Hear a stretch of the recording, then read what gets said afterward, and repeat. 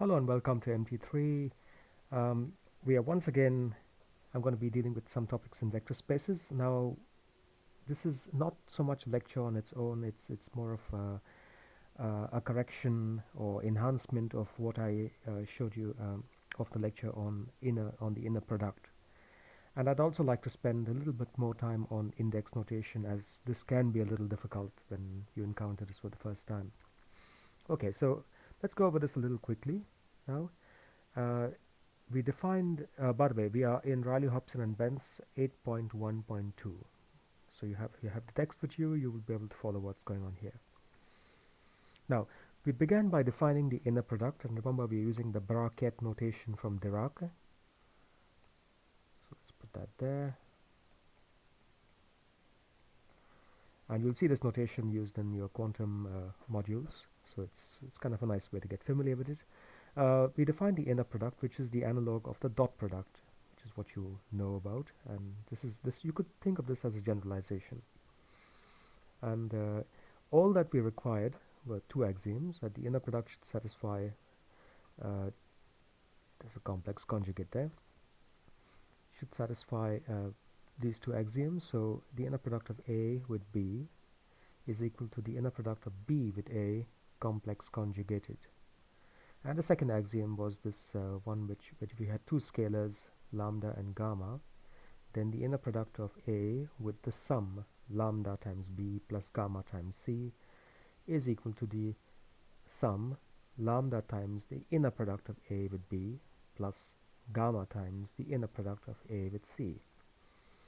Alright, we then used these two expressions. We introduced a basis set, the EI, the basis EI, and at this stage we hadn't put any requirements on the basis. It could be anything as long as it was, of course, a basis for the space. And we expressed the vector A in terms of the basis. So here are the coefficients, the expansion coefficients. We did the same for the vector B in terms of the same basis, and it has a different set of coefficients. And then I was able to show that the inner product of A with B could be then written as the double sum I going from 1 to n, j going from 1 to n, of ai star, these ai's are here, gij, bj. Alright, now where the gij is defined as the inner product of the basis vector ei with the basis vector ej. We haven't defined what this is yet, and then we made a choice. We said for an orthonormal basis, and I will talk about this in a minute. For an orthonormal basis, the gij should be chosen as follows. It should be 1 if I is equal to j, 0 otherwise. That is, if I is not equal to j, it's 0.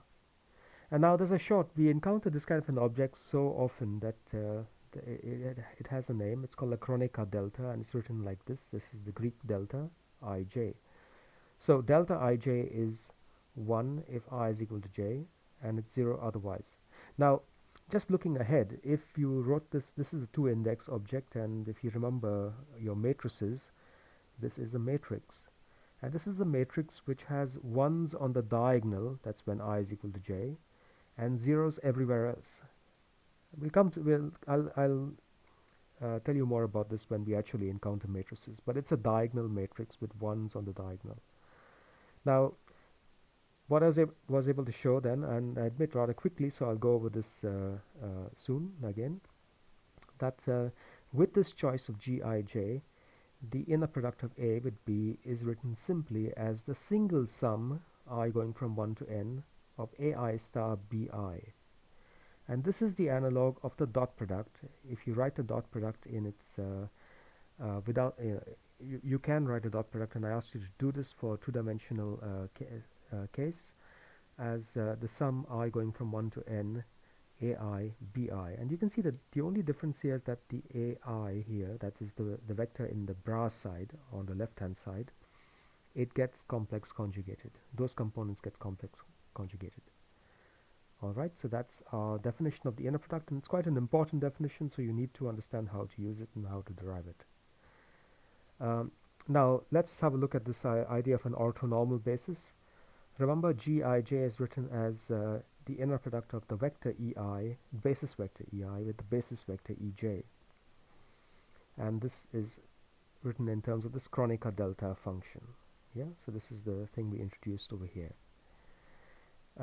delta Ij. Now what this means is that if I is equal to j, that's when we have this term here, Ei with Ei, that's the case, I is equal to j, then this inner product is equal to 1. And that's what's called the normalized basis function. When I is not equal to j, then Ei with Ej, where I is not equal to j, is 0. And that says that these basis vectors are orthogonal. And this is where the term orthonormal comes from. The ortho from the orthogonal, that means right, and normalized. So the normal is from normalized. Now this kind of a basis, this orthonormal basis, is so special that it has, we are going to use a different notation for it. We are going to give these basis vectors a hat. So Ei hat, where I goes from 1 to n, and I'll often drop this 1 to n. Ei hat is an orthonormal basis which satisfies this property that Ei with Ei is 1 and Ei with Ej is 0 if I is not equal to j. Alright, just graphically what we have done is the following.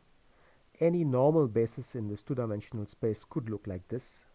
E1 and E2 are legitimate basis vectors of a two-dimensional space, let's say the plane of this page. An orthonormal basis would be E1 hat, where we've normalized it so that its length is 1, and E2 hat, where we've normalized this and made its length 1, and also we made it orthogonal to E1. Now, how do we actually construct an orthonormal basis in practice? There is a systematic procedure called Gram-Schmidt orthogonalization, but that's going to be the topic of another session. So I won't say more about this about that now. It will come in its own in the next video probably. Okay, so that's what I wanted to say about the inner product and its relation to an orthonormal basis. Now a little bit more about the index notation. When preparing the last lecture, I introduced a few topics. Oops.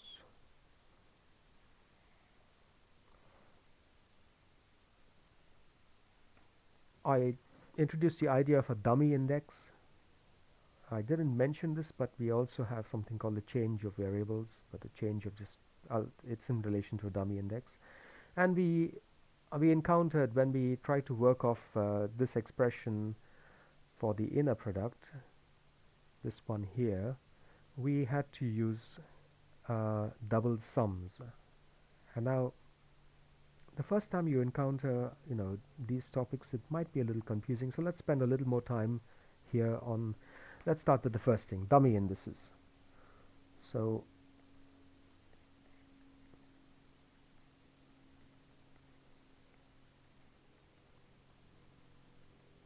now what's this? Now keep this in mind. When you've all done integration, if I've got a function f of x and y, and I decide to integrate it with respect to y, then what I end up with, you all know this, is the function g of x. The y has gone. And it's gone because you've integrated this thing, let's say from a to b, over all of y. You've summed up y completely, and all that's left with now is x, and that's why there's only an x on the side. Now in this context, y is a dummy variable. If I decided to call y z, I still get the same g of x. If I decide to call it p, I get g of x. The only time when g of x will change is if I decide to change x to a q here, then this would be g of q. So the actual name for the variable I'm integrating over doesn't matter. In the same way, we have a similar kind of scenario arising when we're dealing with sums. So let's take a sum. Let's get that to black. Let's take the sum of, let's choose something, Gij, and I'm going to sum over all the j's. So j goes from 1 to n. Now this is the analog of this kind of an integral. So if I had the integral over, if I had to choose it to be j, then here I'm summing over all j's, and this is a continuous variable, a real function. Here it's a discrete variable, but that's the same idea. In fact, the sum and the integral sign are basically the same thing. Both are s's, sigma and s. They both denote a sum over those particular variables. So here we are summing over all j, and that means that j here is the dummy. J is the dummy index. And what that means then, what it tells me is that once I know j is the dummy index, then I know that whatever the sum is equal to, it can depend only on I. So let's say it's equal to k. This k will depend only on I. There can be no dependence of j on the left hand side because I have summed over all the j's on the right hand side. Exactly the way when you integrate over j's over here, then you get a function of x. That's the remaining index on the left hand side. So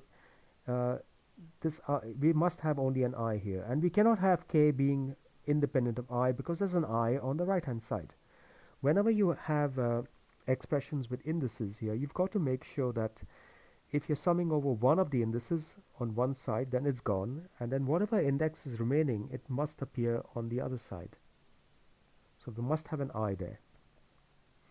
That's the first lesson I'd like you to keep in mind. Now what about the case where I have a double sum?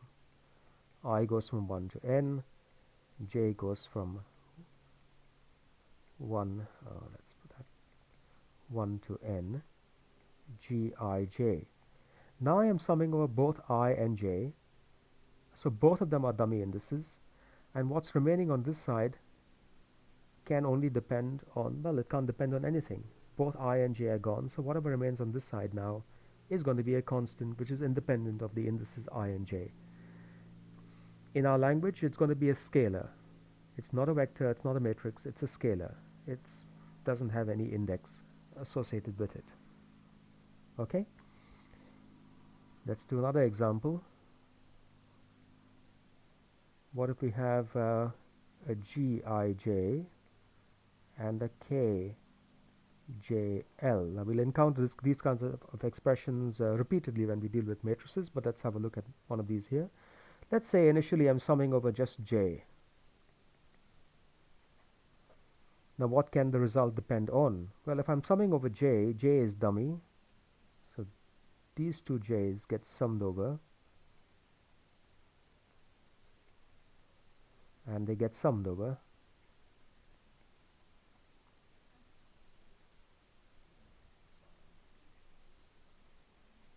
So what's remaining then is that whatever this is, this end result is going to be, let's call it p.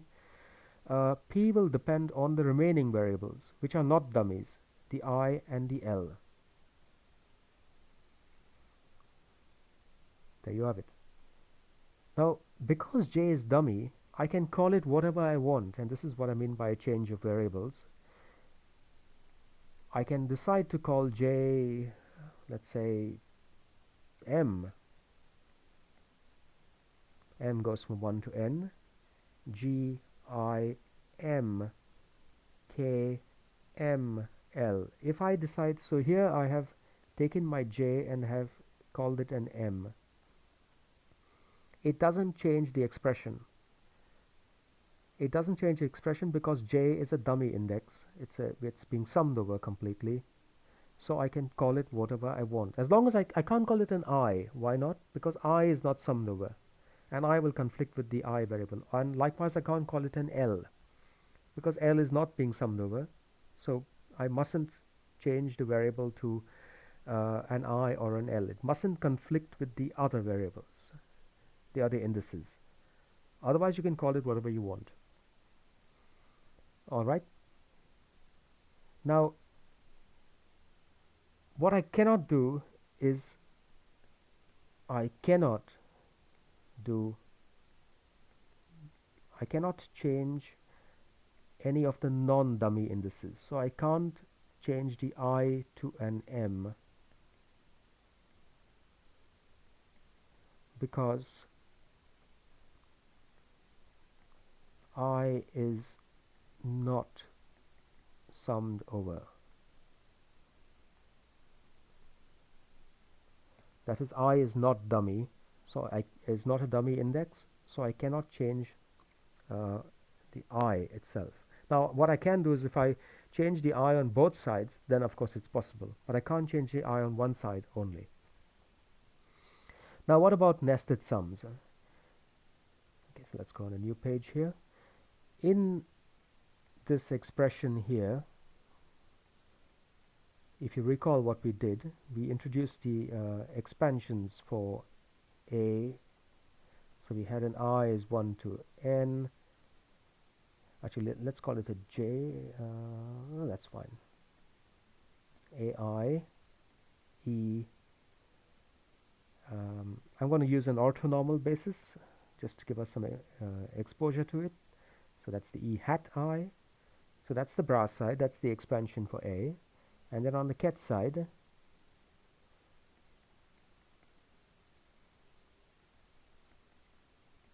and once again we have our orthonormal basis here.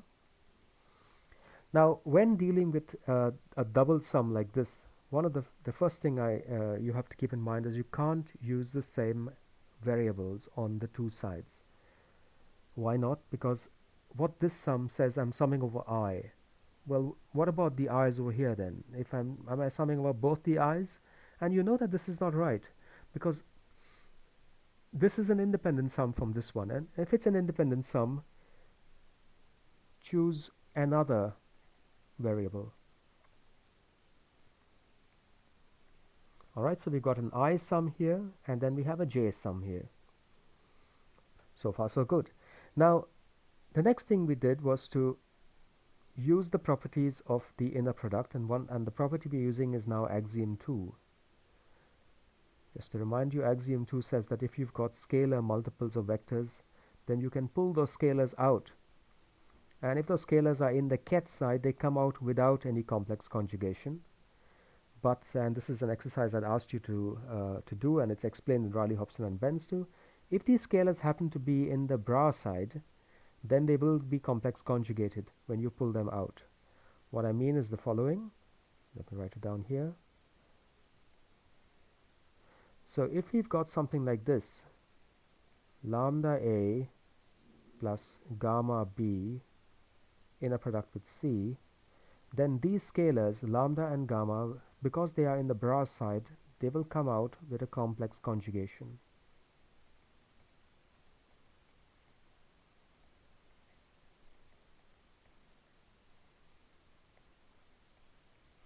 And we use the generalization of this kind of a result for n terms. Here we've got only 2 terms in our sum. Here we've got n terms in the sum. The coefficients, that is the scalars, are the AI's and the BJ's. We're now going to pull out the sum in the bra side and the sum in the ket side. Basically, we're using this result and axiom 2 together.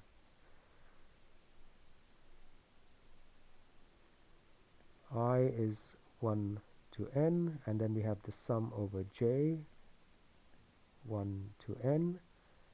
The AI's are in the bra side, so they get complex conjugated, as we've done here. The BJ's are on the ket side. They do not get, actually, let's keep the inner product in the middle. So EI hat, EJ, and then we have the BJ's, which are in the ket side. Alright, now we know for an orthonormal basis, EI hat inner product with EJ hat is equal to the Kronecker delta, delta IJ. We know this. Therefore,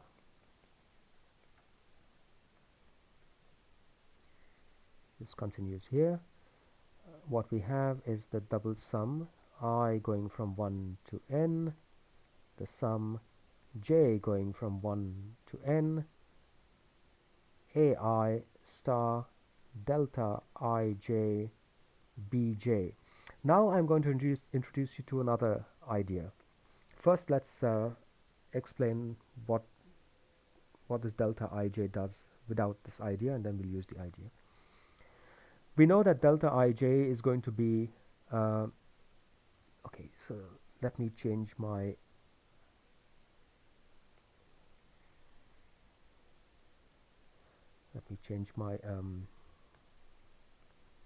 let's evaluate what this is explicitly for the case n is equal to 2. So the case n is equal to 2, these sums go from 1 to 2 each.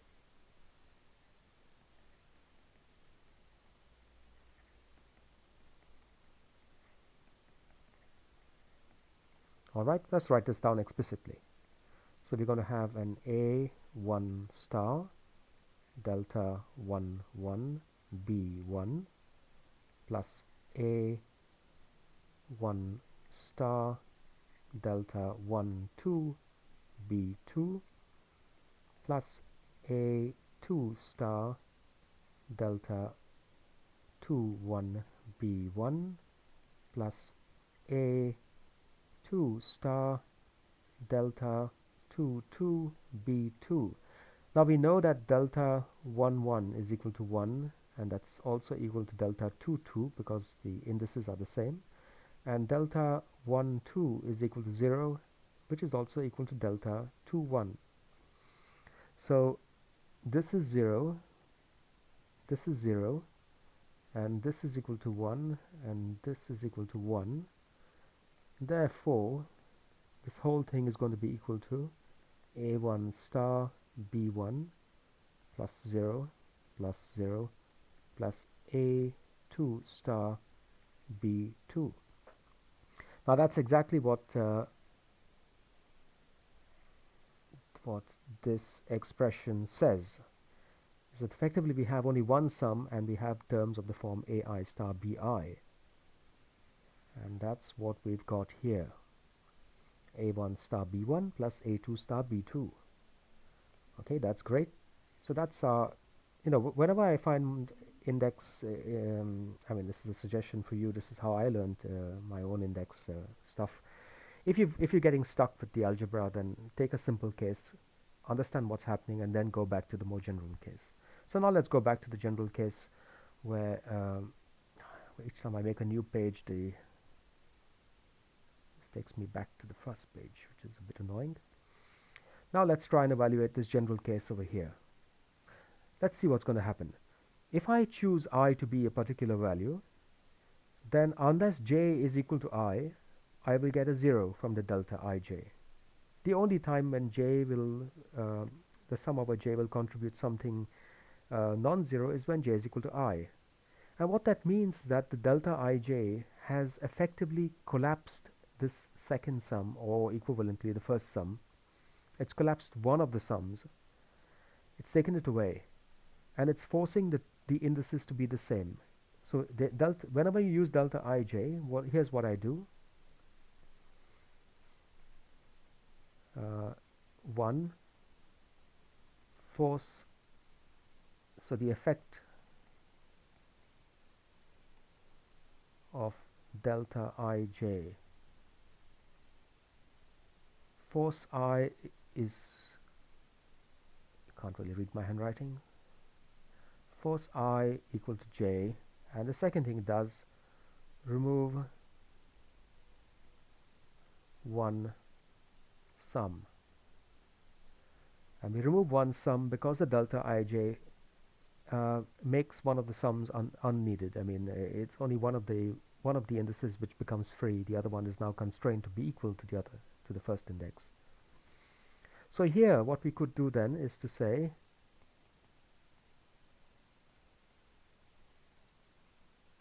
so the inner product of A with B, which is given here as this term here, let's write it down again. The sum over I going from 1 to n, the sum over j going from 1 to n, ai star delta I j bj, I'm going to use this recipe, and I'm going to force I is equal to j. So wherever we have an I, we make it a j, and then we remove one of the sums. So I'm going to keep the sum over I,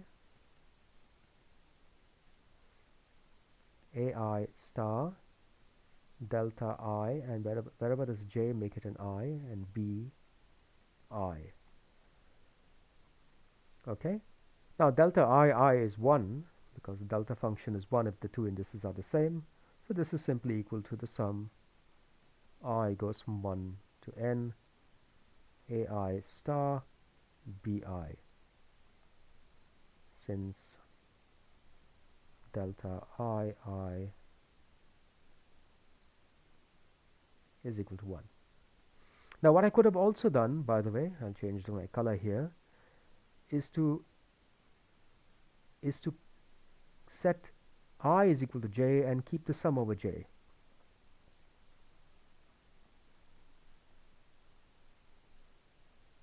So I is equal to j